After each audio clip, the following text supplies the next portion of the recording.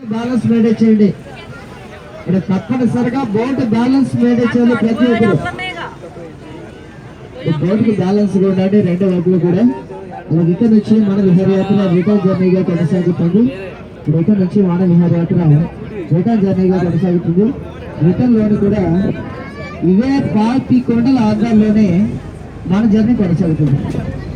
Return లోని కూడా ఇవే పాపి కొండల ఆధారంలోనే మన జర్నీ కొనసాగడం జరుగుతుంది. దయచేసి ప్రతి ఒక్కరు కూడా బోటుకి బ్యాలెన్స్ గా ఉండండి. రెండు వైపులు బ్యాలెన్స్ మెయింటైన్ చేయండి. అలాగే మన బోటుకి రైట్ లో చూడండి, మనకి టైటానిక్ బోర్డు కనబడుతుంది. నీటి మధ్యలో ఉన్నాడు కదా, టైటానిక్ బోర్డు కనబడుతుంది చూడండి బోటుకి రైట్. అలాగే తెల్లటిబ్బులు అనే విలేజ్ లోని ఒక ముఖ్యమైన వ్యక్తి కూడా నివసించారండి. కొంతమంది పెద్దవారి పేరు చెప్పుకుంటే అతని పేరు తప్పనిసరిగా వస్తుంది. అన్ని పుస్తకాలు తిరిగేసిన అతని పేరు ఉంటుంది. అతను ఎవరంటే మా డ్రైవర్ గారు అని నేను చెప్పలేదు.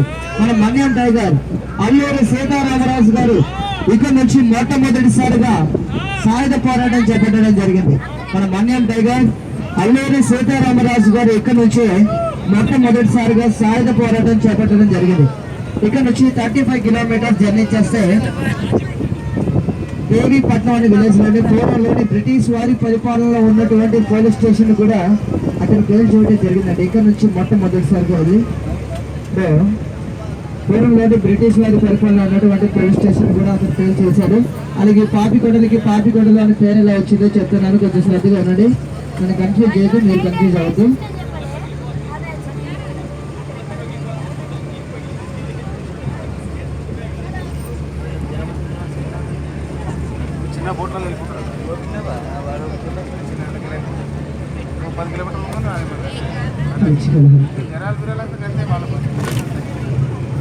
ఒకసారి అలాగే ఈ పాపికొండలు అని పేరు ఎలా వచ్చిందంటే పూర్వంలోని రాజమండ్రికి ఎదురుడైనటువంటి గ్రామం కొవ్వూరు.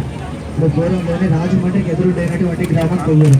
కొవ్వూరు అనే గ్రామంలో పూర్వంలో నివసించేవారు ఎవరు కూడా తినడానికి తాగడానికి నీరులో చాలా ఇబ్బంది పడేది. అప్పుడు గౌతమి మహాముని తనతో పాటు కలిసి మరొక 6 మునీశ్వరులు తపస్సు చేశారు.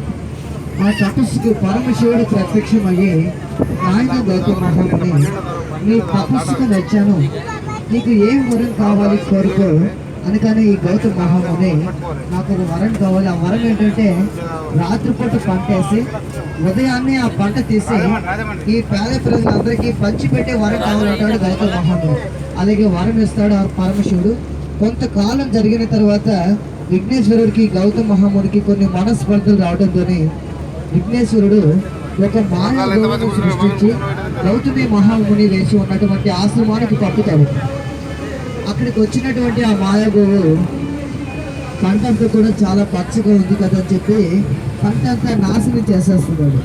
పంటంతా నాశనం చేసేస్తుంటే గౌతమ మహాముని, అయ్యో ఈ గోవు పంటంతా కూడా తినేస్తుంది, రేపు ఇక్కడ నివసించే వారికి ఏం పంచి పెట్టాలనే ఉద్దేశంతోనే ఒక గడ్డ పురుగు తీసుకుని ఆవును బయటికి పెట్టుతాడు. అది మాయా గోవు కాబట్టి అక్కడే మరణిస్తుంది.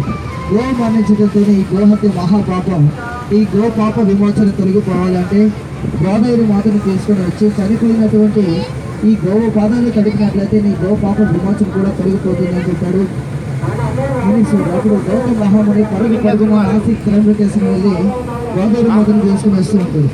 ఇటువంటి రాగానే గోదావరి మాతకు షెల్త్ పడుతుంది. ఆ షెల్త్ ఏంటంటే గౌతమ మహాముని, నువ్వు ముందుగా వెళ్ళి నీ వెనక నేను వస్తాను, ఎందుకంటే అటు కళ్ళంగా ఉంటే అటు నేను వెళ్ళిపోతాను కాబట్టి అన్నను వెళ్ళి నేను వెనక నేను వస్తానని చెప్పింది గోదావరి మాత. గౌతమ మహాముని